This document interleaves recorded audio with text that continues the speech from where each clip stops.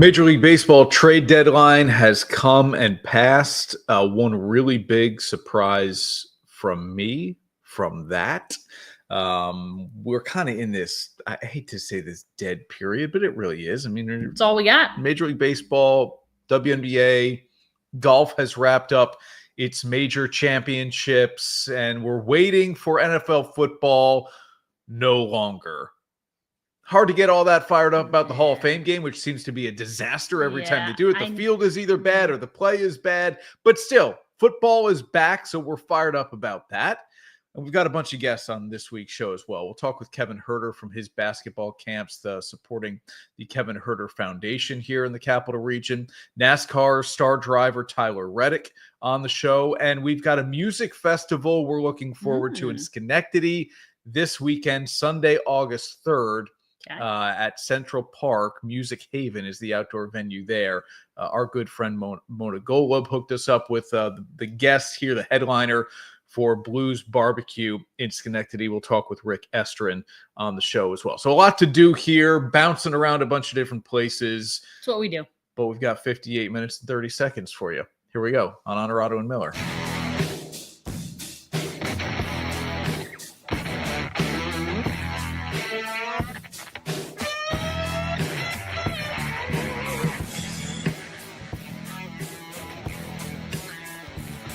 This is Onorato and Miller, sponsored by Alpenhaus. Here we go, Alpenhaus, Marcella's Novice Performance Industrial, and our great friends from Saratoga Eagle and their Michelob Ultra product. It's Chris, it's Ash. Let's just get right to it here with Major League Baseball's trade deadline, catching you up on everything that happened right up until that deadline, 6 o'clock Eastern on Thursday night. Here are some of the moves the Yankees have made. And look, I mean, they already added Ryan McMahon, third baseman from the Rockies. He has the walk-off hit Wednesday night to beat the Rays. And then they do this. And a lot of people, Ash, who aren't baseball fans will go, meh, so what? But New York said, we've got to get better in the bullpen. And that's despite the fact that really what we've talked about have been injuries to the starting pitchers. Garrett Cole out for the year before the season even started. Then you lose Clark Schmidt. Still haven't seen Luis heal. But the focus has been on the bullpen here. And you win in October with bullpens that, right, a starter goes 4 or 5 innings, and you've just got to keep throwing fresh arms out there. Yep. I mean, listen, they added 3 arms to the bullpen in those 3 names. Those guys are all relievers. Bednar probably better than the rest. He was a closer in Pittsburgh. Yep. But I always say, like, you can't sit around and wait. So they made moves. No, they didn't cash in on a star player, but I don't think anyone thought they were going to. They made moves to get better. Jose Caballero shores up their infield. Ryan McMahon shores up their infield. He's already paying dividends, like you said, the walk-off yesterday. They are trying to get better without giving away the farm. And they still gave away prospects to get all these guys, but you make moves that make you better. I don't know that they make them even close to the best team in the AL, but no, but this felt like a year where, you know, Brian Cashman had to do something, to your point, to try to get a little bit better here going towards October, but also not to go all in. This is a team that just is not, in my opinion, built to win a World Series right now, given the injuries. And oh, by the way, Aaron Judge is sidelined here as well. So you do a little bit here and there to, again, get better, but not say, okay, we are in position to win a championship this year. We have got to push all the chips to the middle of the table, Jim Fossil. There is one team that did that, and we'll get to them here in a moment. They clearly believe they have a chance to win a World Series, and they made the biggest moves of the deadline. But the Yanks here doing some stuff that just maybe doesn't wow you, but should keep them very competitive in the AL East, which is difficult enough on its own. And then if they make the playoffs, obviously a chance in the postseason. Yeah, no doubt. And like you said, no Aaron Judge. Hopefully it's not for the long term, but I think this team certainly has a lower ceiling. And so I think you have to recognize that. The other thing is, like, You don't expect guys like Devin Williams and Luke Weaver to struggle as badly as they have in the bullpen. Yep. The way Weaver pitched last year, you never would have kind of saw this coming. And the way Devin Williams pitched last year for the Brewers, you never would have seen this coming. So you don't expect it. But again, they make moves to try to shore it up. And then, hey, look what happens if Devin Williams and Luke Weaver somehow come along and you add those other guys to it. You're going to have your bullpen could be the best in baseball. So, yeah. Carol's watching rainy evening. Yeah. We needed some. It's okay. The windows rain. are open here. It's so lovely. Nice. Yeah. It's so great. Sam with a little hello friends. Jim Nance will be in the capital region in a few weeks now with our friend Dottie Pepper, of course. Now, Sam's point here is interesting, and you just don't know. You make these moves and you hope that it all translates from where they were to where they're going. But yeah, meaningful, not only meaningful games, but pitching in pinstripes, which we've seen can do some weird things to people. Devin Williams among them. Yeah. Lights out guy in Milwaukee. And now it's like, whoa, what? And it happens to plenty of people. Yeah. Sonny Gray is a great example. I mean, Sonny Gray was the guy that just couldn't seem to find it. As soon as he left, went to Cincinnati, was back to his old self again. Yeah. The Mets here have done, again, a little bit in the way of bullpen. I mean, Ryan Helsley was the closer in St. Louis. Cedric Mullins is the name everybody's going to talk about. I mean, that's a good move for them. Maybe he becomes their everyday center fielder. Brandon. Of course he does. Okay. Brandon Nimmo is out there. You move him. Yeah, I think you probably do. Mullins still plays an outstanding defensive center field. That yes, it makes sense to put him out he'll hit there. for power more than some of the other guys they have. I mean, statistically, I think they're like 26th best at the center field position, in baseball. That's not good. Yeah. Mullins is going to make you better than that. Yeah, he's not what he was when I think he led the league in hits and was an all-star. But again, he just made a great catch on Wednesday. He's a highlight reel guy. Yeah. He's a guy that makes SportsCenter's top 10 plays multiple times every season because he has that wow ability to climb walls. He's a little bit like Spider-Man, climb walls and make those plays. It's going to be Mets and Phillies in the NL East. It's those two teams and those two teams alone. The Brewers have the best record in all of baseball. But I think if you're New York, you've got to like where you are and what you're I still think the Phillies are too good in the National League along with the Dodgers. But there is a team we'll get to in the NL that, like I said, has gone all in here. You have to like where you are if you're the Mets.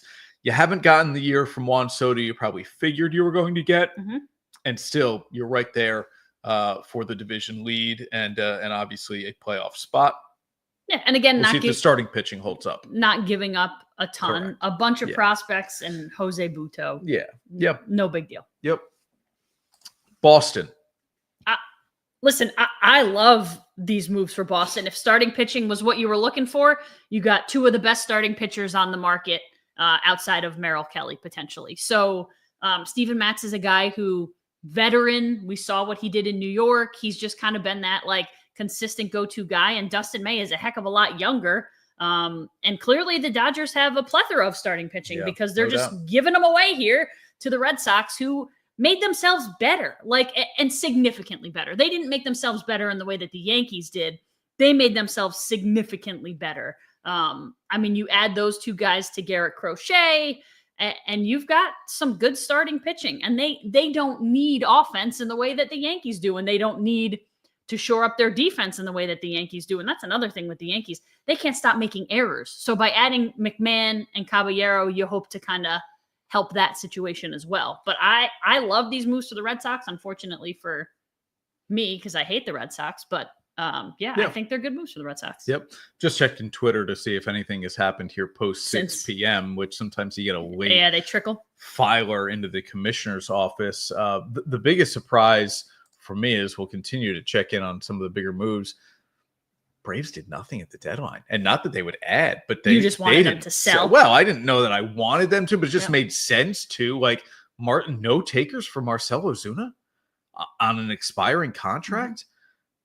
Boy, it feels like somebody could have used a DH or bench bat option if the Braves were going to pick up the bulk of his salary the rest of the way. Now, I don't know yet. He's a 10-5 guy, which means 10 years of Major League Baseball service, 5 or more years with the same team. You can veto any trade you want. Maybe that happened. But that one surprises me. And I thought the bullpen arm of Raisel Iglesias would draw a little bit of interest too. So Atlanta, I mean, nothing really that was like, okay, we're done. They are done. They've got the 4th worst record in all of baseball, but not moving guys was a little bit of a surprise to me. Here's some other the bigger, more notable names. Carlos Correa back to Houston. He's going to play third base. He was a shortstop, of course, in Minnesota and played third there as well.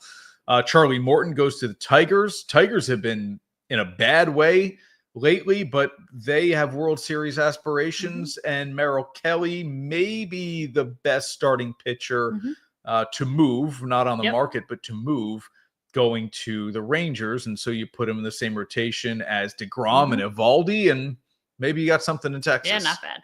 Not bad. And I think Correa is a guy who, and Morton, they both came from Houston.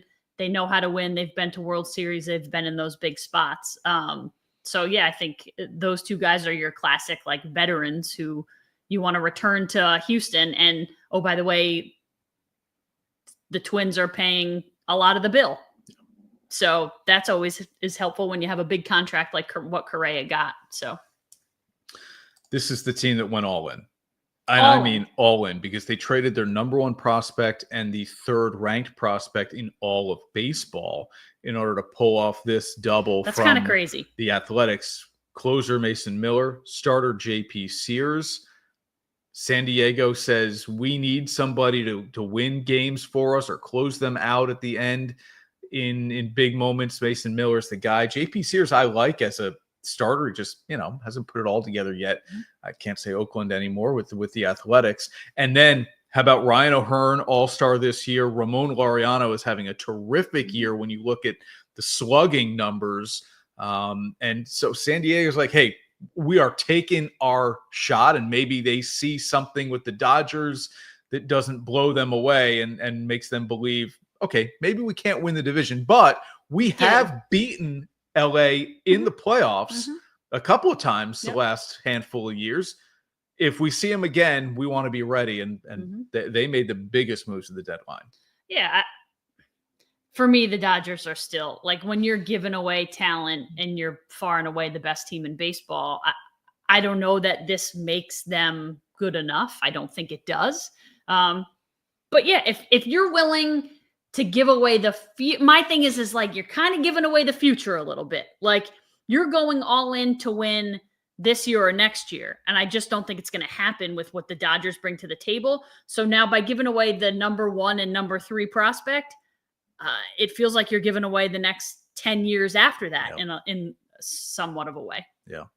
I think Jeff is he's either referring to the Yankees or the Mets, because that comment is a handful of minutes old at this point. But I would agree. I don't think the Mets or the Yankees are a World Series team. So I'm with you there, Jeff. That the moves are good to be competitive and to, again, show your fan base, and more than that, your clubhouse, that you are, hey, we're going to do things at every deadline to try to win and be competitive. And so here's a little more proof of that again. Yeah. Okay. Jeff says Yankees. Yeah. I think we both agree, right? I mean, they don't have the starting pitching. You can't win World Series games. You can't even get to the World Series. You can't win ALDS games, ALCS games without starting pitching. Yep. NASCAR comes to Watkins Glen next weekend. Only 4 races to go before the playoffs, and we have Tyler Reddick coming up on the show here. He is currently 6th in the standings and ready to make a playoff push for Team 2311. That's Michael Jordan, Denny Hamlin, and a promising young star on the circuit. Tyler Reddick next year on Onorato and Miller.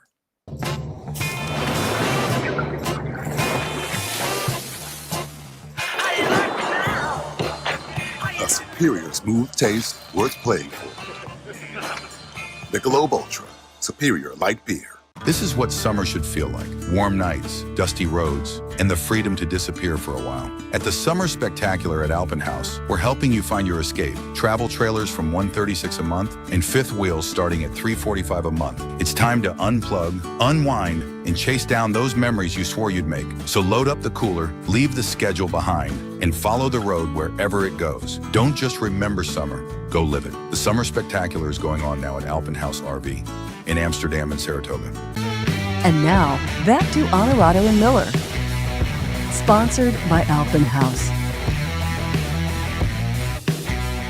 And we're back on Onorato and Miller. We are almost into the playoffs already for NASCAR. 4 races to go, and right in the middle of it is Tyler Reddick. And I've said on the show many times here, growing up in northern New Jersey, I didn't grow up as a NASCAR or auto sports fan, but this show has afforded me the ability to meet people in that space, and I've become a fan not only of the sport, but of the people. And Tyler Reddick is a guest on our show this week. Really excited to talk to somebody who has consistently been in the top 10 and top 5 this year.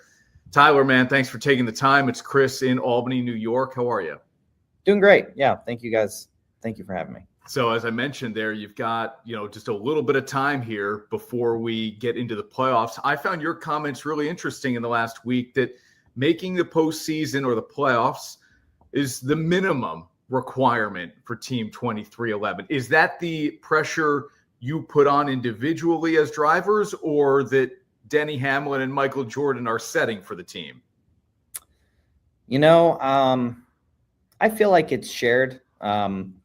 I think, myself as a driver, the 45 team, we showed it last year when we performed to our ceiling, our potential, how good the potential is. And this year, unfortunately, it seems like the speed is pretty close. The potential's fairly close as well. We just haven't executed and closed out those wins, gotten those stage wins as well in these races. And, I feel like we've had days that have been capable of top 5 finishes. We've been outside the top 20. So, saying that is like, we didn't sign up to this to just fill the field. We feel like we work hard enough and we bring good enough race cars and operate at a high enough level to, not just make the playoffs, but make a run at them. Make it through the rounds, doing what we did last year was in dramatic fashion. But I mean, we contended with a lot of those cars all year long and beat them. So I think that's just what our ceiling should be. When you're struggling, bare minimum, you should still be making the playoffs. And you're 6th in the standings right now as we sit here and talk. You heard a little bit about my backstory and evolution with this sport. Did you grow up a fan? That's fair to say. Yeah, I just grew up a fan of cars in general. Yeah. My parents worked in a dealership. So before I was in school, I spent a lot of time there. But yes, on Sundays when the TV was on, we were watching NASCAR racing at home. So yes, I've always been a fan of racing, and I've always had a huge passion for racing. Pretty much a lot of the racing that I did was on dirt until I got much older, into my late teens. And, kind of out of nowhere, opportunity came knocking to go hop in stock cars and give asphalt racing a try. And I think it was like my 4th ever asphalt or stock car race. We managed to win. And that's kind of what got this whole thing going. We kind of came out of nowhere in a lot of eyes. So to grow up as a fan and now seeing the 2 iconic logos you're wearing on that T-shirt, the Air Jordan and the McDonald's arches, how surreal is this for you? I mean, you're 29, you're accomplished in the sport. So I'm not asking as somebody who's new to this and bursting on the scene, but do you have still some perspective and appreciation for what you've been able to accomplish? Absolutely. With the way the schedule and the year works and the grind of the season, it is easy to get caught up in the week to week and not take a moment to, reflect and understand how cool it is to see how far you've been able to go. So the way this season works, it's easy to lose sight of that and just get so caught up and in the routine and what you need to do. But yeah, it is pretty crazy to think of what I came from, what I used to do, and now I'm doing the very thing that I got to watch as a kid on television. Get to represent the brands that, I grew up having a huge love and appreciation for. So yeah, all of it is very, very cool. And it is good to take moments and just sit back and reflect on how far you've been able to come or to go. They're going to play a Major League Baseball game at a speedway, and then next year you guys are going to race at a naval base in your home state of California. What a unique kind of way to expand this sport into a new city, San Diego. How much are you looking forward to that? I'm very looking forward to it. I grew up in Northern California, and my mom and dad weren't really big on cities. So, I've been to San Francisco a few times as a kid, but just to fly out and head east to the other side of the country. So, over the years that I've gotten to race in the Cup Series and in NASCAR, I got to travel a lot as a kid racing dirt all over the country. But those dirt races and dirt tracks are nowhere near the big cities. So it's been fun, to go to some of these places for the first time. I've been to Chicago a few times, obviously, before the race. My wife has a lot of family from there, but to be able to, I guess it's been cool for me to the people like me that grew up, in dirt racing or short track racing that don't get to experience cities that often. For me, it's just a lot of fun to be able to go to these new places and, maybe someone on my team would have never went to like San Diego or Chicago in their life, but because we're racing there, they get to see it, experience. And it's really cool to see their perspective or opinion about it change and see how much they enjoy it. So, yeah, I've heard a lot of great things about San Diego. I've never been, but we'll be going soon and really looking forward to that opportunity for sure. I'm on TV. I can't imagine what it's like to have a TV crew following you constantly, but you've done it twice now with Netflix. Is that fun, unnerving? Take me through that. I think at the start, things are serious. You want them to see as much as they can, but there's certain things, whether it's what's the word I'm looking for, whether it's call it trade secrets or whatever it might be that you don't want public. You try and really be strict, like, hey, we can show this, but we can't talk about this or that. And by the end of it, each time you just get more and more comfortable. Everyone kind of knows each other.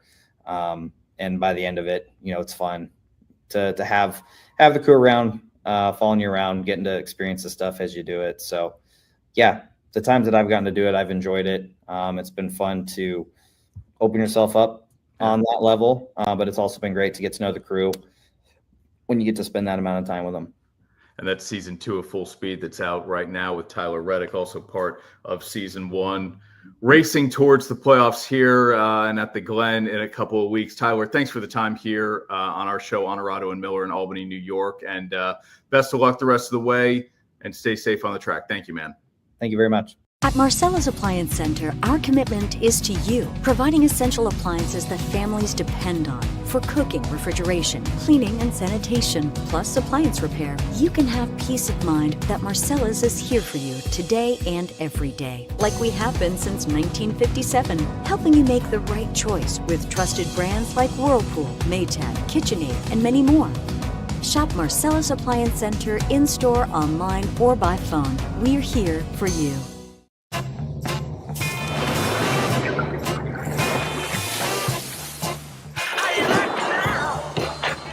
Superior smooth taste worth playing for. Michelob Ultra, superior light beer. And now, back to Onorato and Miller.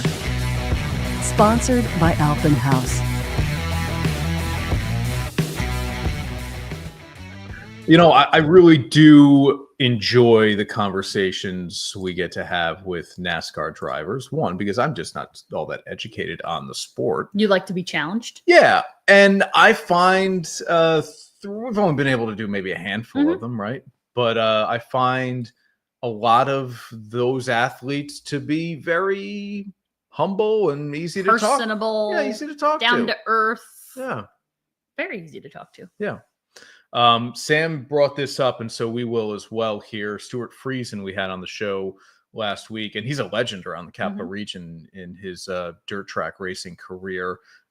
He runs as part of NASCAR's Craftsman Truck Series, and we look forward to him being part of the weekend at the Glen next weekend. That's not going to happen. He was involved in, as Sam says, an awful crash. He was driving mods on a dirt track over the Canadian border, I believe, last weekend, and broken pelvis, broken leg are the reports that we've seen. And his wife, Jessica, posted an update on Twitter saying that he was admitted to a level 1 trauma center in New York State.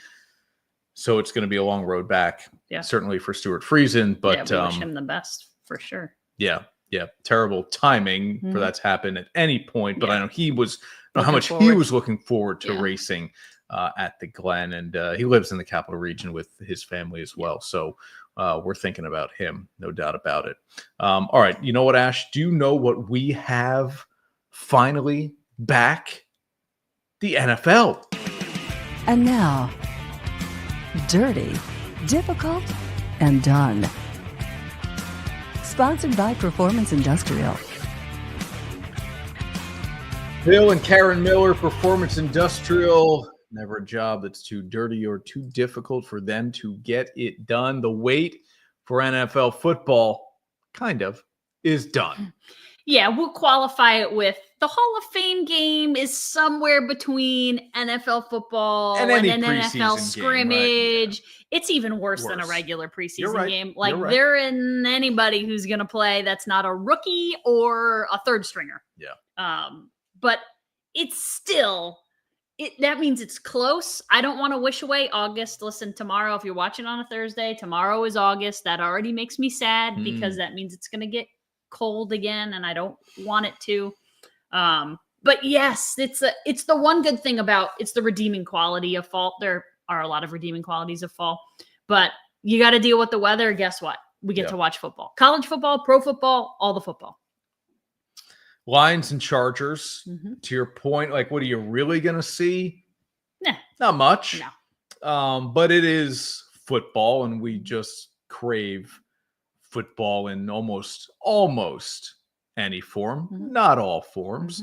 But when it comes to the NFL and college football, we're all in for that. And now the preseason schedule, there are only 3 games. It really starts to pick up. The Bills on Hard Knocks. There's, going to be things to get us through the month of August, as you said, to really pump us up. The thing about the Hall of Fame game is it happens so far in advance of everything else. Like you have this, and then it still feels like you wait for like weeks. The good stuff anyway.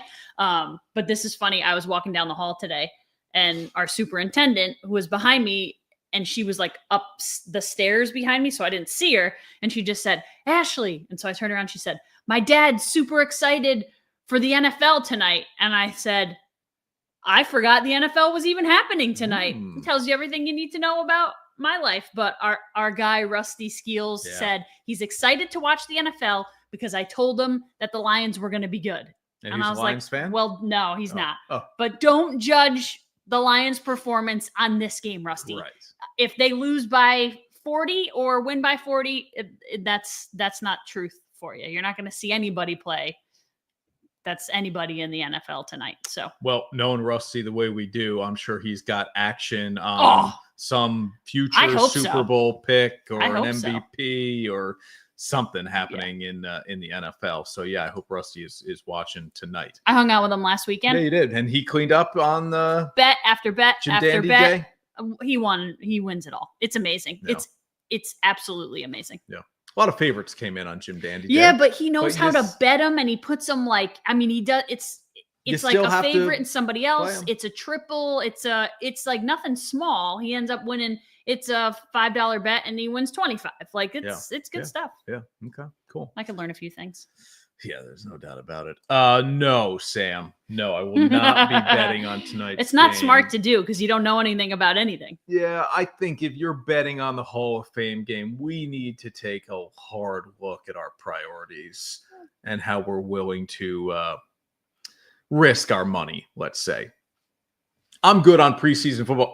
I don't know what the number is. I bet the under. This game generally is always under and low scoring. Again, maybe the number is absurdly low and I wouldn't take the under, but this one in particular, because Sam said it, a bunch of players who won't make the opening week roster. Yes. So I would like the under without even seeing the number is my guess on that. This is exciting because we have some breaking news here. So these are training camp hold-ins now. Yep. Trey Hendrickson was holding out. He is reported this week now to training camp. None of these guys are practicing. They're holding bags. They're going to meetings. They're hanging out, not in uniform or pads. Micah Parsons in Dallas, Trey Hendrickson in Cincinnati, and now Terry McLaurin in Washington. Ash, what? Requested a trade. Breaking news, wants out of Washington. And this feels like one that could still get resolved and he comes back. Oh, yeah. I think but this has is a total requested power trade. play. Look, the Commanders are in, and he sees this, the Commanders are in a position to win now. And they've made moves to suggest they believe the window is now. And anytime you have a quarterback who ends up being a star the way Jaden Daniels is on a rookie contract, you've got to invest in the entire roster because pretty soon Daniels is going to cost them $60 million a year. So you feel like your window to win is now because I can build around him on a cheap contract for a quarterback. And Terry McLaurin knows that. Like, hey, the pressure is on the Commanders to try to win. I know they need me. They know they need me.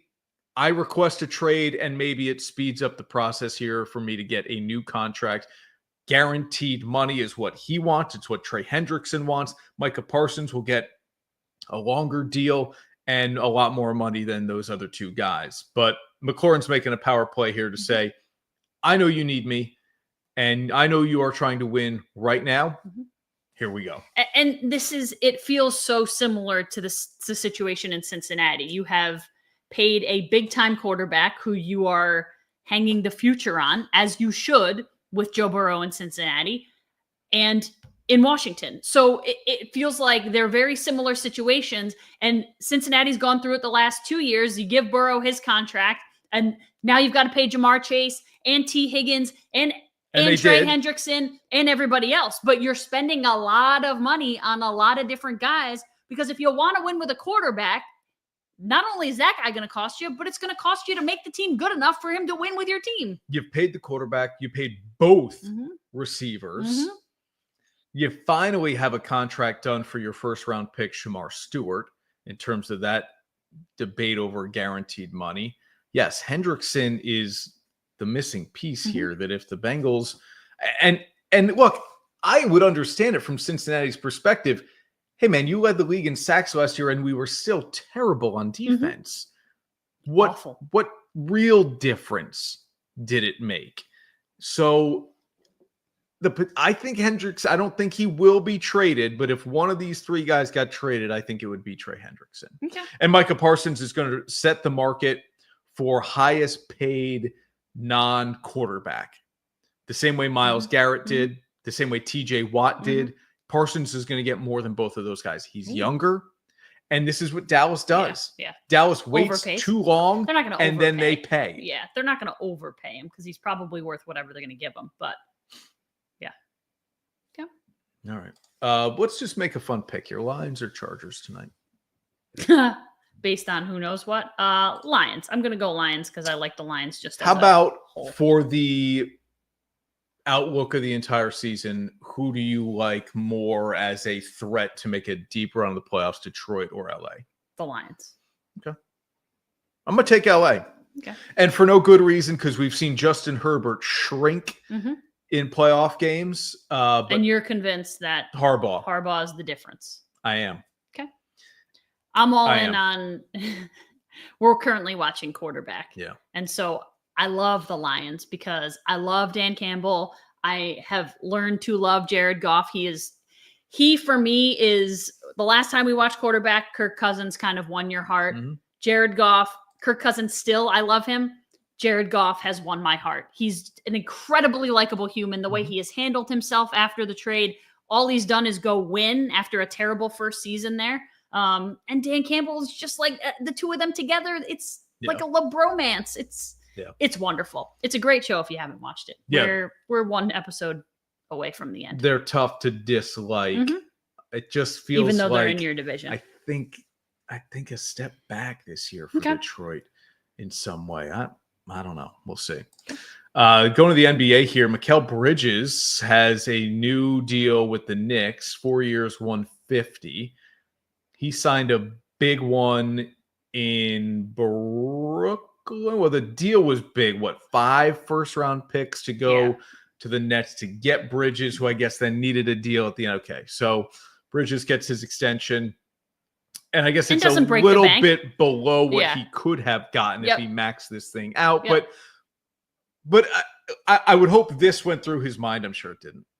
He didn't play up to his potential last year. No. And so if you feel like you're on a championship caliber team that still might need a little bit of financial flexibility, like, hey, I wasn't at my best last year. I can live off 4 years, $150 million. Can more than live off it. I want to stick around and let's go for it here. Knicks are going to be good. I hope so. But they need him, and they need him to play well because they're not going to go land some number 1 top dog. Well, they've already done. I mean, what they've already done in terms of adding to the bench this offseason, I think has been great. And you still obviously have Cat and Jalen and now Bridges as well. The Knicks are in an East that looks very wide open. Yep. Okay. They're selling. Our guy, Nick, his O's. It's all right. Win some, you lose some. With their Nick and I have commiserated a little bit over email with the Braves, doing what they have not done. Yep. And baseball is a funny sport. Time for your Bengals to sign Trey Hendrickson, Nick. I think we all know that. Speaking of Marcella's MVP of the month, still to come here on the show. Take a quick break here. And when we come back, Kevin Huerter, our conversation with Kev from his youth basketball camp at the Impact Athletic Center in Half Moon. Back right after this on Onorato and Miller. Shouldn't cost a fortune. That's why here at Alpen House, we have an amazing selection of RVs available under $200 a month. No need to break the bank to find the right RV for you and your family. Shop the nation's top brands, from compact towables to family floor plans. We're sure to have something for every adventurer. Shop online at alpenhouserv.com and come see us in Amsterdam and Saratoga, and we'll make sure you're ready to hit the road this summer. Alpen House RV, your total camping outfitter. The great thing about Novice is no matter who you are, they're going to put all the detail in the world into your brand. I feel like they have been a big part of my success, making me feel comfortable. This is Harrison Butker, Super Bowl champion kicker for the Kansas City Chiefs. Claim your crown. And now, back to Onorato and Miller. Sponsored by Alpen House. Now that you've done it a few times here, you're getting a great response, obviously. What does it feel like to see your facility filled with people attending a camp that's going to do a lot for the foundation? It's great. Honestly, it's been great. I think the best part for us is seeing the kids come back year after year, getting the same coaches back year after year. A lot of the coaches that we have are going on playing during the season, coming back in the summer, looking for a summer job, and we just have a really good group going right now. It's been a lot of fun. It's a lot of work, though, too, right? I mean, how rewarding is it to see the work that gets put in translate to success? It's definitely a lot of preparation. You know, we say the toughest part is before 9 o'clock hits, before the camp starts. Between 9 and 12 is easy. You know, again, we got a great staff that does a great job. All the competitions and the basketball ideas and getting them organized, like 9 to 12 is the easy part of these camps. It's really the preparation that takes a little bit. I'm sure you figured your name would carry a lot of weight around here for a long time, and so let's start a foundation because we can do a lot of good. What did you expect, though, when it started compared to what you've been able to do now? Foundation-wise, it's been, this is year 3 for the foundation. It's year 3 for camps. We started in about the same year. The foundation's a way for us to give back. Growing up in this community, I feel I got a lot of great opportunities and a lot of people to help me get to where I'm at today, and just trying to be a helping hand for the next guy. And these camps are something that we started. I grew up going to basketball camps. I had a lot of relationships when I went to them. Always had a great time, and giving people the opportunity to have a good experience at a basketball camp. And so it's really myself, my family, trying to do our part and still be close to this community. Did you think the foundation would be able to do as much as it has as quickly as it has? It's a great question. You know, we didn't really know what to expect going into it. We partnered with a lot of great people. A lot of businesses around here have really supported us the last couple of years. The NBPA has supported us this past year. We just recently partnered with them. And so, you know, we're not sure. We're not sure where this could head. We just got to take it step by step. How are we feeling? Feel good. Yeah. Yeah, feel good. Did you find any time in between the end of the season until pretty soon when you'll really ramp it up to do anything fun, get away from basketball? Yeah, no, we did. We took some time off. Took about a month or two off from basketball stuff, let the body heal a little bit. What'd you do? Anything good? Started to play golf a little bit. You know, You've been playing golf for a while. Well, I got some lessons, man. I'm trying to be under 90 this year. Started to play some golf. I got a vacation coming up in August, so we'll check that box. But just took some time away. Mentally got away from it a little bit, and by the time I did get back on court, I was definitely ready. All right, you want to shoot under 90. I know your guy Malik Monk used to play a lot of golf. You talked about him. Vince Carter, a big golfer in Chicago. Who's the guy? So far, the prodigy. The next guy is Modest. Modest Buzelis. I played with him once or twice. He's got a good swing. He's like 6'9". He's got a lot of leverage in his swing, so he's a lot of fun. I got to play with Malik earlier this year in Miami. He's way better than where we were 3 years ago. So it's been fun, getting out there with different teammates. Guys that visit Chicago in the offseason, Doug McDermott and Keegan Murray, guys are in SAC that are spending their offseason in Chicago. So it's been fun getting a little community going. I think when you got traded, you know how this goes. People would check the box score if they couldn't watch the game. And they might say, why isn't Kev getting more minutes or getting more shots? Can you give us all some perspective on how difficult it is to just get inserted into a new situation, new teammates, new coach, new system, and try to be effective? Yeah, I think when you get into a new system, like the team is still trying to figure out what its identity is going to be.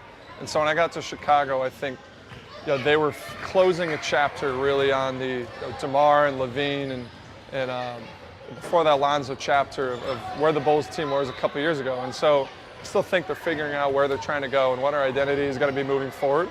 And so I got to the team, and there was a couple injuries across the team. I think Coach Donovan was trying to figure out who was left and really what the direction was going to be for the team, not only for this year, but the end of last year. And we just found that we could score a lot of points. And so I was able to find a little role pretty quickly in that offense. It helps when you make shots and you play well. But I think it takes a little time for teams, not only the coaches, but the front office, to kind of figure out what this team is and how to build it moving forward. Billy Donovan just got a contract extension, as you know. I've heard you say good things about him and playing for him. Whether it's this year and beyond or just this year, what makes Chicago a good fit for you? It's fun. It's a little bit of a small world with Billy. My dad played against him one time growing up. Billy's been up here to Saratoga. He's been to the track, so we talk about upstate New York a little bit together. And a coach, it just feels like his coaching tree is everybody. Like, he can talk about his experiences with all-time greats, and he himself is getting inducted to the Hall of Fame this year. And so I'm excited about it. Just a really good basketball mind. Someone I feel like if I do all the things I'm supposed to do and play the right way and play hard and defensively and physicality and all that type of stuff, that he should give me an opportunity. And so I'm excited about him, excited they brought him back. What do you feel like you know better now going into next season that you would have loved to have told yourself as a rookie? That's a good question. Take care of your body. I think that was something that I was told in year 3 after I started kind of have a little injuries and had to change my diet a little bit and change my off-season habits. And I think taking care of your body is a big part of how long you're going to play professionally.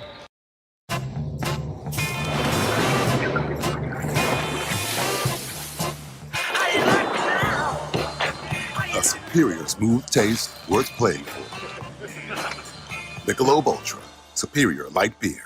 At Marcella's Appliance Center, our commitment is to you, providing essential appliances that families depend on for cooking, refrigeration, cleaning, and sanitation, plus appliance repair. You can have peace of mind that Marcella's is here for you today and every day, like we have been since 1957, helping you make the right choice with trusted brands like Whirlpool, Maytag, KitchenAid, and many more. Shop Marcella's Appliance Center in-store, online, or by phone. We're here for you. And now, back to Onorato and Miller. Sponsored by Alpenhaus.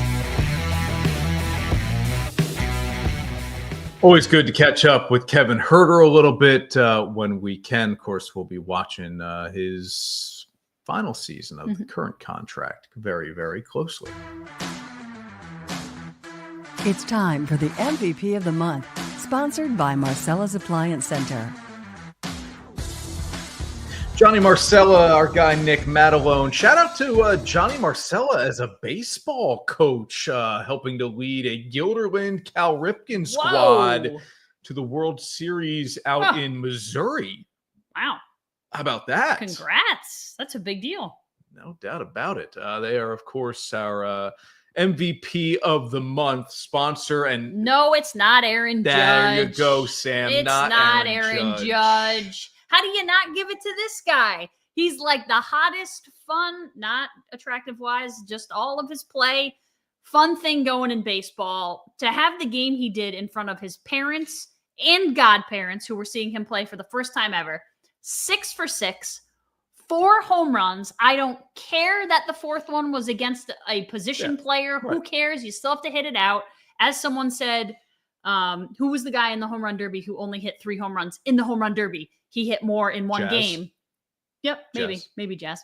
He hit more in one game than Jazz hit in the home run derby. And look at the numbers here for July. 395. Look at the OPS. Forget about it. 11 home runs, 27 RBIs for another young star-ish. In Oakland. Sacramento. Soon to be. But can you ever hang on to any of these guys? That's the real challenge with the Athletics. But Nick Kurtz, first baseman for the Athletics, our MVP of the month here on Onorato and Miller. Music Festival coming to Schenectady this weekend. We're talking with the headliner next. Rising, and so are the savings during the Summer Spectacular at Alpenhaus. We're turning up the heat with travel trailers at just $136 a month and fifth wheels from $345 a month. These deals are scorching. And if you're ready to trade up, we're giving top dollar for your trade so you can roll through summer in something fresh, cool, and built for the open road. But just like a heat wave, it won't last forever. These red-hot savings are melting fast. Catch the Summer Spectacular going on now at Alpenhaus RV in Amsterdam and Saratoga. At Marcella's Appliance Center, our commitment is to you, providing essential appliances that families depend on for cooking, refrigeration, cleaning, and sanitation, plus appliance repair. You can have peace of mind that Marcella's is here for you today and every day, like we have been since 1957, helping you make the right choice with trusted brands like Whirlpool, Maytag, KitchenAid, and many more. Shop Marcella's Appliance Center in-store, online, or by phone. We're here for you. And now, back to Onorato and Miller. Sponsored by Alpenhaus. I read a quote from you, and this is loose, so give me a little bit of latitude here, that the Nightcats are making better music now than ever, or at least the music's as good as it ever was, and the charts would agree. Why is the music still so good for you guys?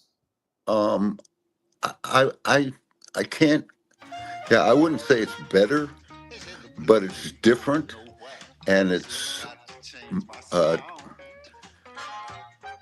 there's more energy and more entertainment bang for your buck, I think. It's a more focused sound and a more focused presentation, and I think that's been the difference. What is it about the blues genre that endures? It speaks to the human condition, period. Happy, sad, everything in between, human relations and human feelings about life. It's straightforward in a way that maybe sometimes popular music is sort of vague or an oblique or something, or it's just about a beat or a little catchy little ditty or something. But the blues talks about real life. I found a video you had posted back during COVID about how you all the band members still got together, able to play and perform, and then put that out to all of your fans. Do you remember the last time you weren't playing music? Prior to the pandemic, you mean? Anytime in life. Oh, the last time I worked, but what do you mean? Yeah, so I mean the last time you weren't just actively playing. Oh, because you did even during COVID is what I mean. No, Yeah. I mean during COVID, we weren't able to work like we normally do, but luckily, Kid Anderson is just a genius technical guy, and he figured out how to make, in my opinion, way better videos than anyone else was doing on the internet. I mean, he was able to record all of us in our respective homes and sync all that stuff and then add little other entertaining little tidbits in there, that so we kind of had an edge on. I think we won Band of the Year that year too. Right. Because we were, we were able to provide entertainment even without being able to play live. But no, I that's the longest for sure. And that we went without playing and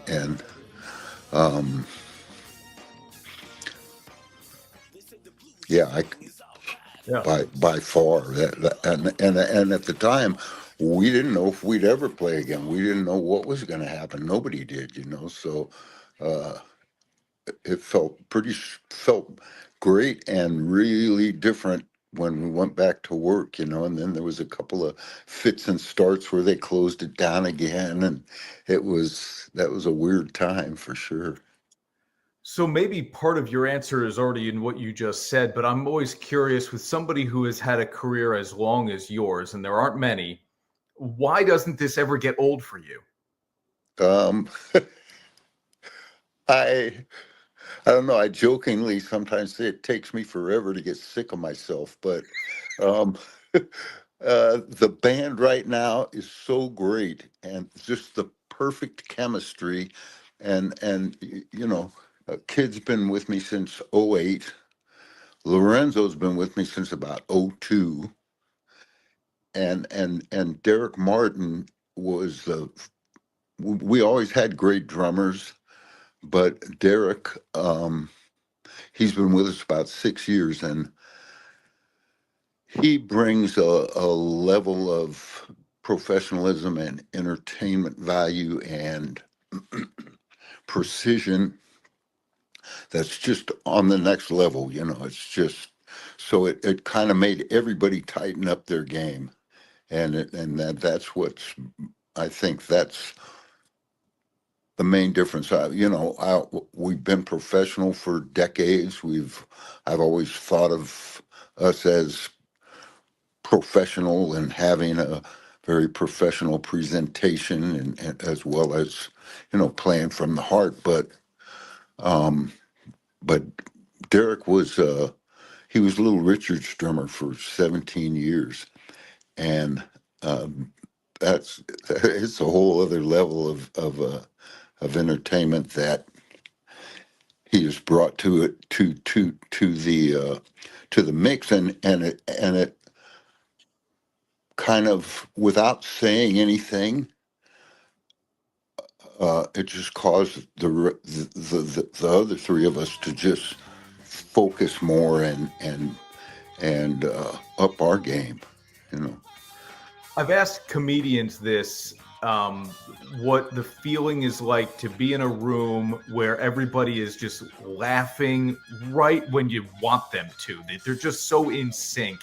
I don't know if I've ever asked a musician this, and I should have a long time ago, but I'll ask you, Rick, performing in front of a live audience and seeing the joy, the emotion. You talked about the good, the bad that goes with the blues. To get that instant kind of reaction and gratification. What is that like? Well, it's kept me hooked for 50 years. So yeah, there's nothing like it when you know that you're bringing people into your wavelength and they're identifying with what the spirit of what you're saying and even the content of what you're saying, and they're right there with you, and in a way it's like you're speaking for them, or you're validating their experience, so yeah. And then too, when you can just make people lose their mind, it's just a beautiful thing, man. It's not like a control thing or a puppeteer type of deal. It's really a reciprocal kind of relationship with the audience. It really feels like we're one thing. Well, this is a cool event. It's the only summer blues festival in our area, the capital region of New York. Music Haven Concert Series is a free concert series in a really cool outdoor venue, and it's a barbecue setup. So you're going to have really good food trucks, some local restaurants there. So it will feel, Rick, I hope, like one of those blues festivals that you're used to. You're one of the acts. There's some other great acts coming along with you as well to Schenectady Central Park Sunday, August 3rd, put on by our good friend Mona Golub. Rick, thank you for giving us the time here. Thank you, Chris. And it'll be great. And also, I got to say, our label mate is on there, Selwyn Birchwood. He's got a great band. So I don't know who else is on the show, but Selwyn's killer. And yeah, we're really looking forward to it. So yeah, thank you so much, Chris. I read what Rolling Stone said about your guy. I thought, okay, this is going to be a heck of a double act here. Rick Estrin, the Nightcats. Rick, thank you so much. Thank you, Chris. The great thing about novices, no matter who you are, they're going to put all the detail in the world into your brand. I feel like they have been a big part of my success, making me feel comfortable. This is Harrison Butker, Super Bowl champion kicker for the Kansas City Chiefs. Claim your crown. Get ready for the thrill of a lifetime with Tracker fishing boats, available at Alpenhaus. Feel the rush as you reel in your trophy catch, supported by Tracker's unmatched stability. Prepare to conquer any challenge with cutting-edge tech at your fingertips and the freedom to explore without limits. Make waves this season and experience the ultimate fishing adventure with Tracker fishing boats at Alpenhaus. Your source for fun since 1964. And now, back to Onorato and Miller. Sponsored by Alpenhaus. All right, wrapping things up here, Ash, on Onorato and Miller. MLB trade deadline has come and gone. Yankees and Mets both make moves to solidify bullpens, outfield positions. Yep. Padres, the winners on paper. They're your winner. On paper. Okay. Right? Yeah, I don't know. I don't know who made any bigger splashes, but yeah. Yep, that's for sure. All right, everybody, enjoy the weekend, the first weekend in August. Thanks for watching Onorato and Miller.